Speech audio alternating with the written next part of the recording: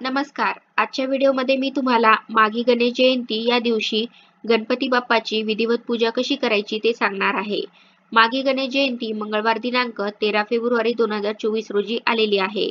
हा दिवस विनायकी चतुर्थी किंवा तिळकुंद चतुर्थी म्हणूनही ओळखला जातो. माघी चतुर्थीला गणपती बाप्पांचा जन्म झाला आहे. म्हणून माघ महिन्यातील शुक्ल चतुर्थीचा दिवस हा गणेश जयंती म्हणून साजरा केला जातो.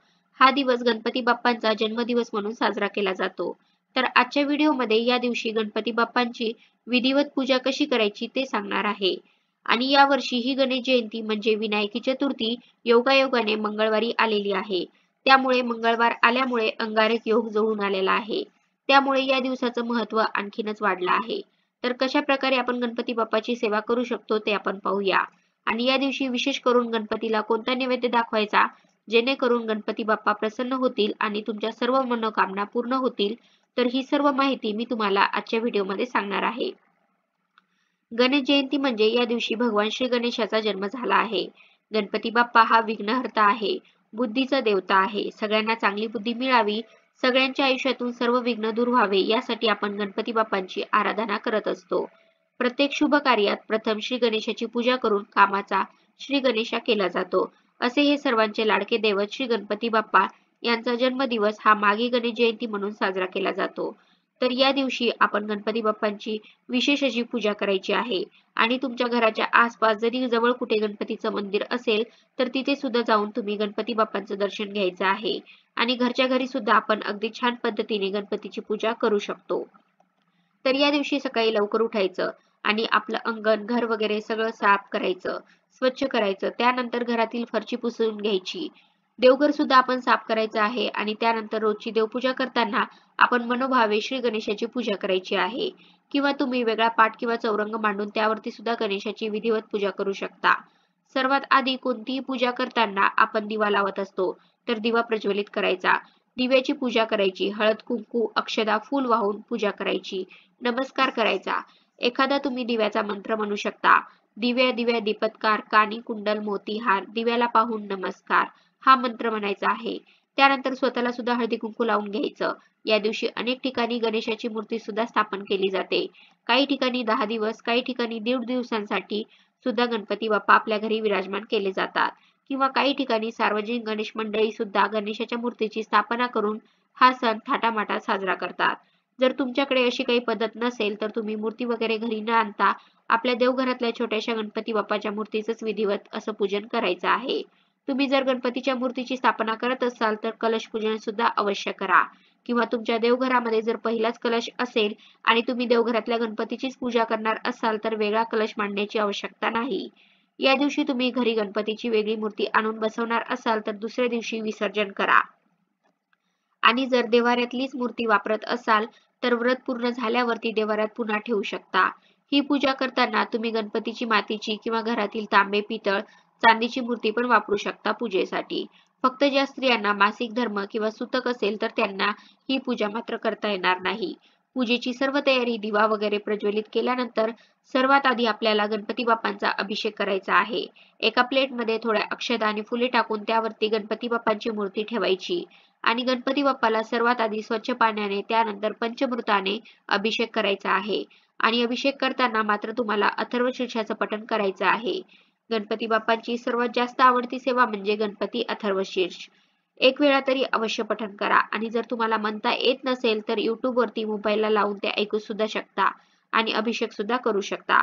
किंवा वेळेअभावी किंवा काही कारणास्तव जरी हे शक्य नसेल तर तुम्ही साधा गणपतीचा मंत्र ओम गण गणपतये नमः, ओम गण गणपतये नमः या मंत्राचा पण जप करू शकता. किंवा वक्रतुंड महाकाय सूर्यकोटी समप्रभ निर्विघ्नं कुर्मे देव सर्व कार्येषु सर्वदा हा मंत्र म्हणा. त्यानंतर अभिषेक करून झाल्यावरती तुम्ही एका कोरड्या कपड्याने स्वच्छ मूर्ती पुसून घ्यायची आहे. आणि पाटावरती लाल वस्त्र टाकून त्यावरती तुम्ही स्वास्तिक काढू शकता. किंवा थोड्या अक्षता ठेवून त्यावरती हळदी कुंकू वाहून आपल्याला गणपती बाप्पा तिथे स्थापन करायचे आहे.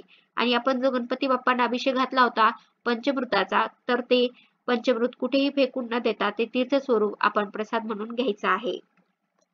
आपल्या घरात जी लहान मुलं आहेत ती खूप हट्टी असतील, अभ्यासामध्ये कमजोर असतील तर त्यांच्यासाठी हे पंचामृत खूप महत्वाचं आहे.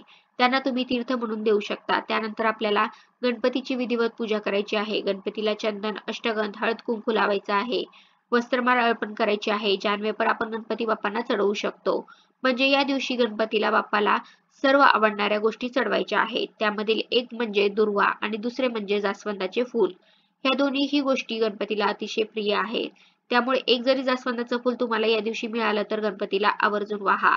आणि दुर्वा म्हणल्या तर त्या कुठेही मिळतात. तर 21 दुर्वांची जोडी आपल्याला या दिवशी गणपतीला आवर्जून ठेवायची आहे.